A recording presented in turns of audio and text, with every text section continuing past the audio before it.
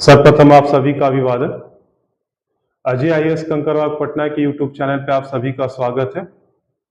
आज के इस वीडियो में मैं जिस टॉपिक की चर्चा करने जा रहा हूं वह है संविधान का प्रथम संशोधन अधिनियम। जैसा कि हम जानते हैं कि हमारे देश का संविधान एक संविधान सभा द्वारा बनाया गया और संविधान को बनाने में लगभग 3 वर्ष का समय लगा। और जो संविधान हमारा प्रवर्तन में आया वो था 26 जनवरी 1950 को। लेकिन इस संविधान को बनाने में जितनी मेहनत लगी, जितना समय लगा, इसके बारे में एक और तथ्य बहुत ही उल्लेखनीय है कि जैसे ही ये संविधान प्रवर्तन में आया, 1 वर्ष के बाद ही इसमें संविधान संशोधन अधिनियम लाया गया। तो मैं उन कारणों की चर्चा नहीं करूंगा कि जिनके कारण से ये संशोधन लाने की आवश्यकता पड़ी, बल्कि मैं ये कारण की चर्चा करूंगा कि संविधान संशोधन के परिणाम स्वरूप किन किन अनुच्छेदों में परिवर्तन लाया गया और कौन से नए अनुच्छेद एवं अनुसूचियां जोड़ी गई। अगर हम संविधान के प्रथम संशोधन अधिनियम को देखते हैं तो इस संशोधन के माध्यम से अनुच्छेद 15, अनुच्छेद 19, 85, 87, 174, 176, 341, 342,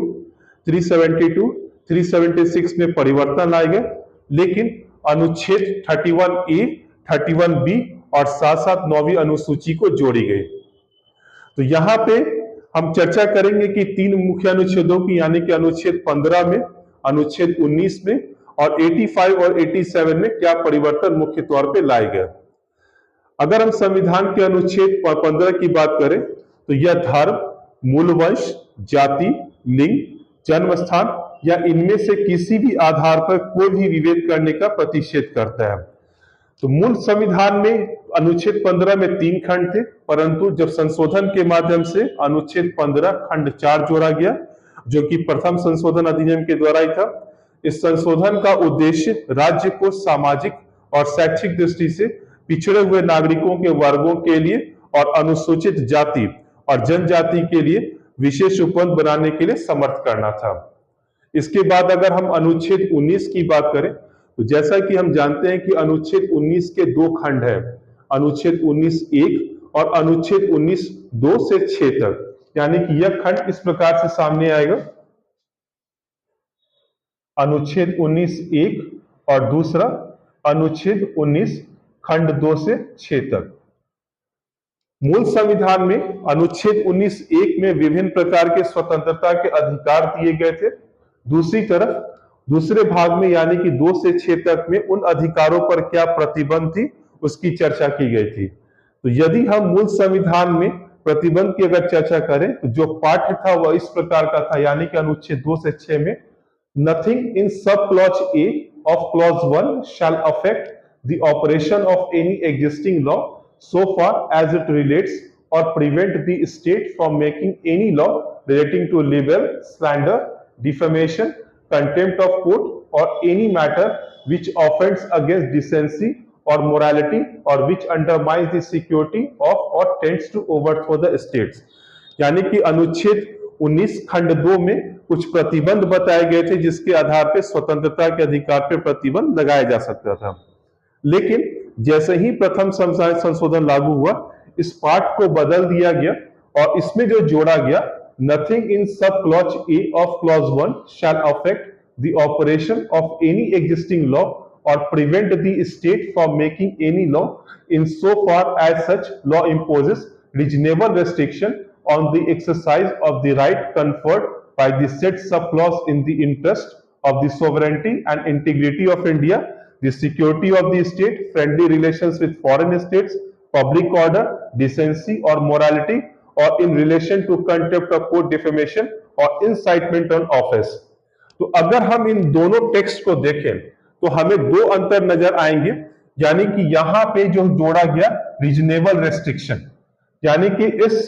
संशोधन के माध्यम से संविधान के अनुच्छेद 19 में प्रदत्त स्वतंत्रताओं पे रीजनेबल रेस्ट्रिक्शंस, यानी कि युक्ति युक्त निर्बंधन लगाने की बात की गई और साथ ही साथ 2 विशिष्ट शब्दावली जोड़ी गई, जिसमें पहला था पब्लिक ऑर्डर और दूसरा था इंसाइटमेंट ऑफ एन ऑफेंस, यानी कि अपराध को उकसाना।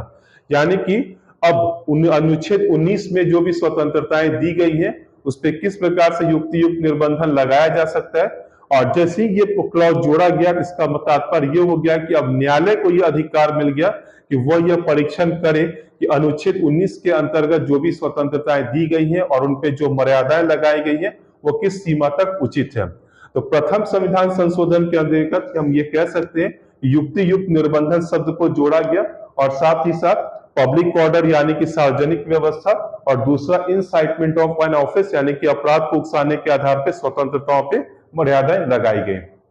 इसके बाद अगर हम अनुच्छेद 85 और 87 की बात करें तो यह तथ्य हमें ध्यान में आएगा कि अगर हम मूल संविधान को देखें तो मूल संविधान में राष्ट्रपति से यह अपेक्षा थी कि वह हर एक सत्र को संबोधित करते, यानी कि एक वर्ष में संसद की जितनी भी बैठक सत्र होती राष्ट्रपति से अपेक्षा थी कि वो हर एक सत्र को संबोधित करते।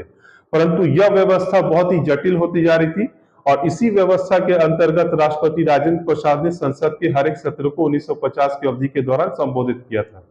तो चूंकि इस व्यवस्था में जटिलता अधिक थी, अतः तत्कालीन जो लोकसभा अध्यक्ष थे उनके द्वारा यह सुझाव दिया गया कि इस व्यवस्था में परिवर्तन लाया जाए और इसी के कारण से जवाहरलाल नेहरू ने इस संशोधन को प्रस्तुत किया। और ये हम जानते हैं कि जो ये प्रथम संविधान संशोधन अधिनियम जो लाया गया था वो वास्तविक तौर पे 18 मई 1951 को एक विधेयक के तौर पे सेलेक्ट कमेटी को सौंपा गया था और सेलेक्ट कमेटी ने इसे 6 दिन को विचार किया और उसके बाद प्रथम संविधान संशोधन अधिनियम 18 जून 1951 से प्रभाव में आया।